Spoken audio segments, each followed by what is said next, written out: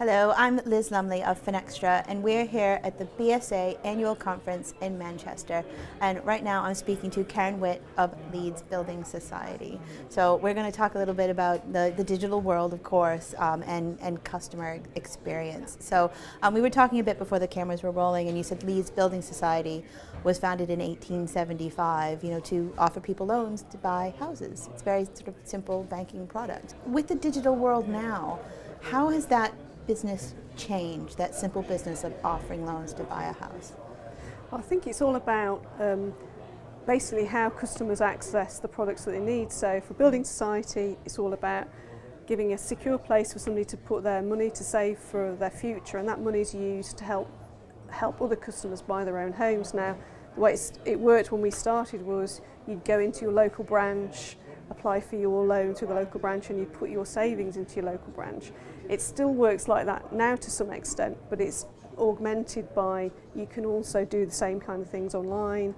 And as we kind of look forward, it's about making that possible in the mobile world. But the same basic principles still win through, which is the customer has to have the right products that meet the needs. They've got to trust the provider to start with, and they want ease of transaction at a time and a place that suits them, but actually the product itself hasn't actually changed. So, with all this technological advancement that's available to everyone in this industry now, how can building societies really use this technology to attract and expand their customer base then? Well, I think it allows a building society to maybe expand into areas where traditionally they haven't perhaps been able to have wide reach. So if you're a building society, often you're very locally based.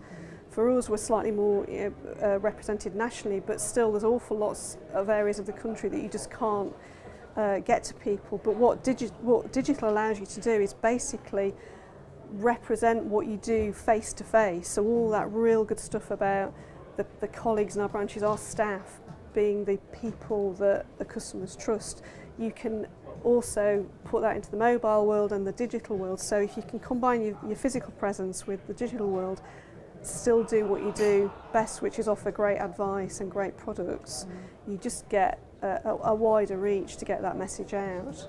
So I'm sorry to play a bit like devil's advocate, but building societies have this reputation of, as you said, community, involvement and local knowledge. And how is it possible to recreate that personal banking relationship in the digital world?